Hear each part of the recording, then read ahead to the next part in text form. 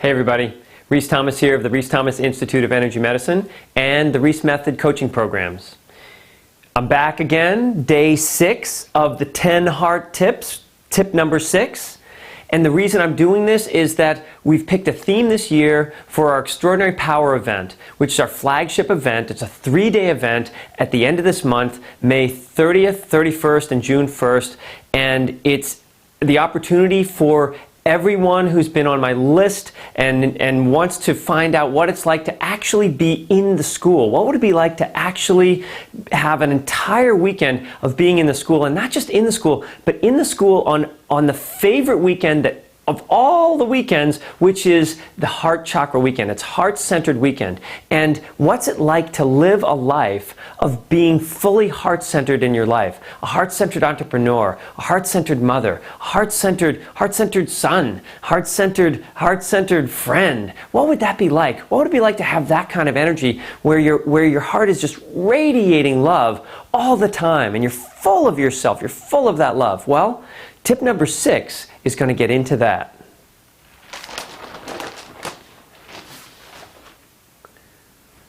Because tip number 6 is self-love must come first. And that's a hard one for a lot of people because we're taught as children that you're loved when I love you.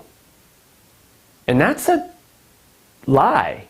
That was something we were told. That was a story that people tell us, that I'm not going to love you when you behave wrong, when you do something bad. I'll love you when you do something good. And when you get conditional love like that, which we all had some of that in our lives, we learn that we get love from other people. And that's when I'm loving. So I'm a loving person when other people love me, right? Wrong. I'm a loving person when I'm willing to love myself as I am, where I am. I'm a loving person.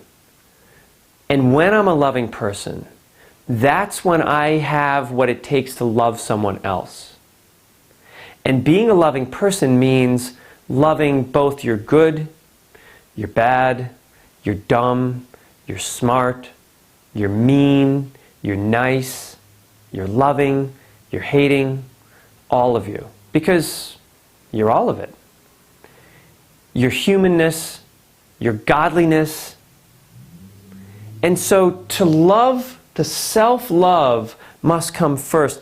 To self-love, you're going to have to do what we talked about earlier in the tips, which is you're going to have to self-reflect and look at all the parts of yourself and realize that you've really been doing the best you can.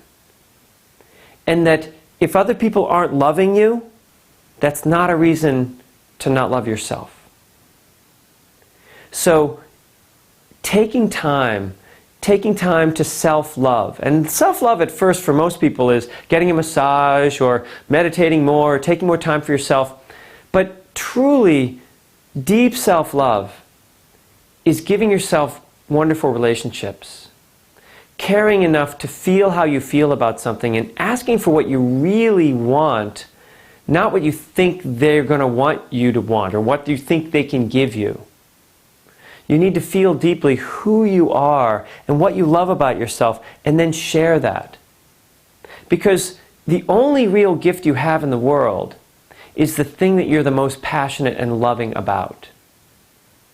So you want to find that self-love. You want to come in deeply into your heart and allow that I can't give love unless I feel it for myself. Some people are really good at giving and giving and giving and giving love and not receiving it all and doing, and love is an action, and it's like I'm a loving person because I do all these things. It's not true. You're maybe a good person to do all those things, but love means feeling what's needed in the moment. And also sometimes love means allowing yourself to be fed when you need it. You're allowing yourself to rest when you need it. And then also allowing yourself to give freely of your heart, freely of your love, unconditionally caring and nurturing. And when you self-love, not in an egotistical way, and a lot of people say, well, I'm not going to be stuck on myself, I'm not going to self-love, that's crazy, I don't want to be that egotistical. The truth is, though, is that when you self-love and have, as Wayne Dyer talks about, a quiet love affair with yourself, people just notice that you're nice to be around. Because you're not saying, oh, I love myself, I love myself. That's usually a person that hates themselves. Someone who has to tell you how much they love themselves is a person who usually doesn't like themselves at all, and they're trying to prove that that's not true. The truth, though, is that when you love yourself, you just love yourself. And when you love yourself, loving other people is easy. Because you know how fantastic a person is. Because you've figured out how fantastic you are. So begin with self-love. That's tip number 6. I'll be back tomorrow with tip number 7.